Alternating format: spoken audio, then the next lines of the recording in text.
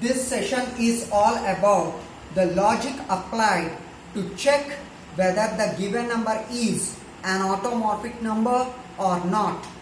This logic has as many as 5 steps.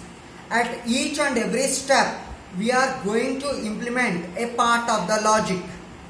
We have to go through many things like each and every step of the logic, variables used within the logic, the purpose of the variables, and also the values of the variables, etc.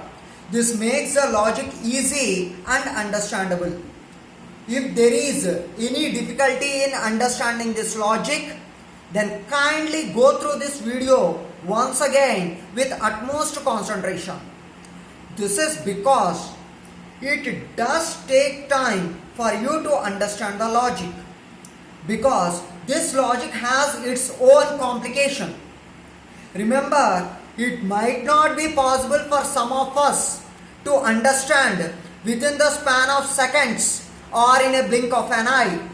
So be careful and be careful while going through this logic. Now, this logic has as many as 5 steps. Let us see step by step. Step number 1. Accept the number and store it in the variable called n. For each and every step, I depicted as many as 3 examples. In each and every example, the n value alters from one example to the other. For example, in the first example, n value is equal to 5. That implies that I took a number 5 and stored it in the variable called n. And similarly, in the second example, I took a number called 6 and I stored it within the variable called n. And similarly, in the third example, I took a number called 25 and stored it in the variable called n. I took as many as 3 examples so that this concept and this logic could be understood better.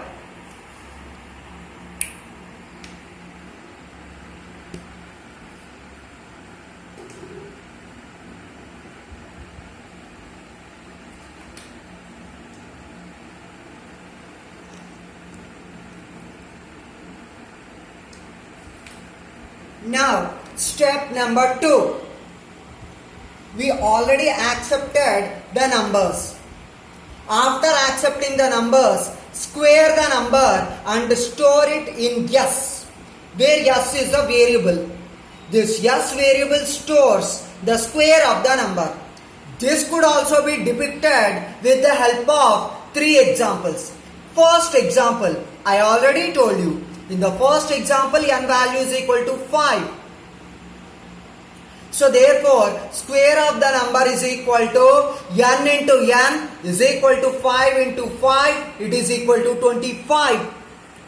Second example, n value is equal to 6. So square of the number is equal to s is equal to n into n is equal to 6 into 6 is equal to 36.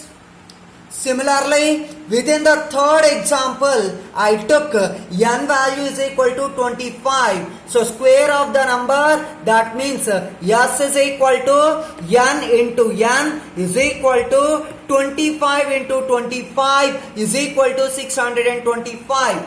Now, it is our duty to remember all the 3 values within the different examples, values of n within the different examples, similarly value of s within the different examples.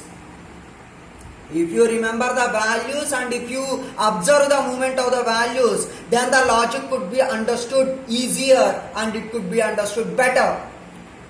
Now, I would like to go to the step number 3. In the step number 3, count the number of the digits in the number input n and store it in C. Count the number of the digits and store it in C, where C stands for the number of the digits in a number. That could also be depicted with the help of the example. First example, n is equal to 5. 5 means it is a single digit number. So therefore C is equal to 1.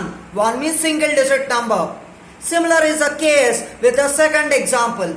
In the second example, n value is equal to 6. 6 is a single digit number. So therefore, here also C value is equal to 1. Third example, here also n value is equal to 25. 2, 5, 25. That means 25 is a two-digit number. Because 25 is a two-digit number, C here stores the value called 2 instead of 1. Because n value is equal to 25, two-digit number, here 2 is going to get stored.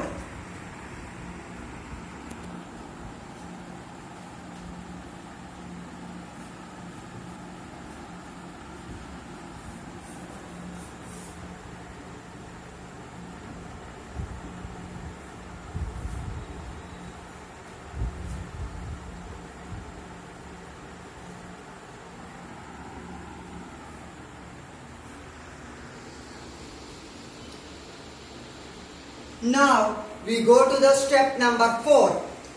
You can observe these number of the stars. The stars itself indicate how important this step is and how crucial this step is. Actually, this step is going to turn and it is going to make a mold in our logic. So here let us see what we are supposed to do in this step. Perform S modulo 10 power C and store it in M.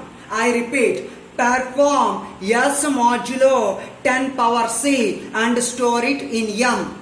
This is a bit complicated, but let us try to understand it from the basic. S modulo 10 power C is a formula given to you, where S stands for the square of the number. S stands for the square of the number. The square of the number is already depicted to you within the step number 2. The square of the number is already depicted to you in the step number 2. N is equal to 5. S is equal to 25, and similar is the case with the example number 2 and example number 3.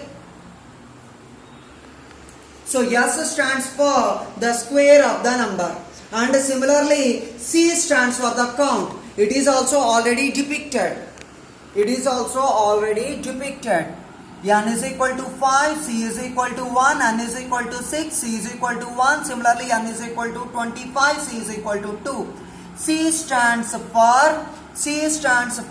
the number of the digits in a number.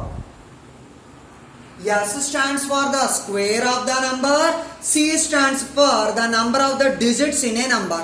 So S modulo 10 power C. Modulo is used to extract the units digit of a number. In general, modulo is used to extract the units digit of a number.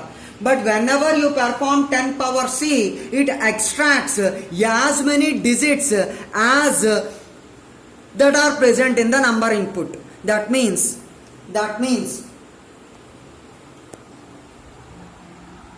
if n is equal to 5, single digit, so from the square, one digit is going to get extracted. Here, n is equal to 6, single digit, one digit is extracted from the square of the number. N is equal to 25, two digit. So, therefore, two digits are going to get extracted. Let us see that with the help of an example. First example. Observe the values carefully. N is equal to 5. C is equal to 1 because it is a single digit number. S stands for the square of the number. Square of the number is 25. Now, apply the formula. Now you are supposed to perform this S modulo 10 power C and you are supposed to store it within the variable M. M stores the last C digits of the square of the number. Yes. That is what is demonstrated to you. M stores the last 3 digits. That means if the input is 1 digit, last 1 digit. If the input is 2 digit, last 2 digits. Those are extracted and those are going to get stored within the variable M. N is equal to 5, C is equal to 1, S value is equal to 5 into 5, 25. Now apply the formula. M is equal to S modulo 10 power C. That means S value 25 modulo 10 power C. 10 power C means 10 power 1. 25 modulo 10, it is equal to 5. Now we are going to see the second example. In the second example, N value is equal to 6. N value is equal to 6. Because it is a single digit number, C value is equal to 1. S is the square of the number. 6 into 6 is equal to 36. Now apply the formula. M is equal to S modulo 10 power C, where S value is equal to 36 modulo 10 power C 10 power 1. 36 modulo 10, that means it is equal to 6. Now we will see the third example. Within the third example, N value is equal to 25. That means 25 is a 2-digit number. So therefore C value is equal to 2. S means the square of the number. It is equal to 25 into 25. That is 625. Now apply the formula. M is equal to S modulo 10 power C, where S value is 625 modulo 10 power C. C value is 2, so therefore 10 power 2. So 625 modulo 10 power 2 is 100. 625 modulo 100. The value is equal to 25. If you want, you can just do a paperwork, or else you can do a rough work and you can check it out whether its value is equal to 25 or not. In this way, you are supposed to perform the step number 4. It is a very important step and it is a very crucial step. With this, 99% of the logic is completed. The remaining 1% is all about step number 5. Within the step number 5, you already got M and you already have the N, that is the number input values. Now compare M and N values with each other. If they are equal, it is an automorphic number. If they are not equal, not an automorphic number. But here, however, I consider the examples in such a way that all the 3 examples and all the number inputs are the examples of the automorphic numbers. So here, first example, if you want, you can observe N is equal to 5, M is equal to 5. That is what I wrote here also. M is equal to 5, N is equal to 5. Both of them are equal. Because both are equal, it is an automorphic. Similarly, consider the second example. N value 6, M value 6. That is what had happened here. M value 6, N value 6. Both of them are equal. Because both of them are equal, it is an automorphic number. Similar is the case with the third example. N value is equal to 25, M value is equal to 25. For your clear depiction, both the N value and M value are underlined here and you can observe that. So N value is equal to 25, M value also equal to 25. Both of them are equal to each other. Because both of them are equal, here also M value is equal to 25, N value is equal to 25. Both of them are equal. Because both of them are equal, it is an automorphic. This ends the logic.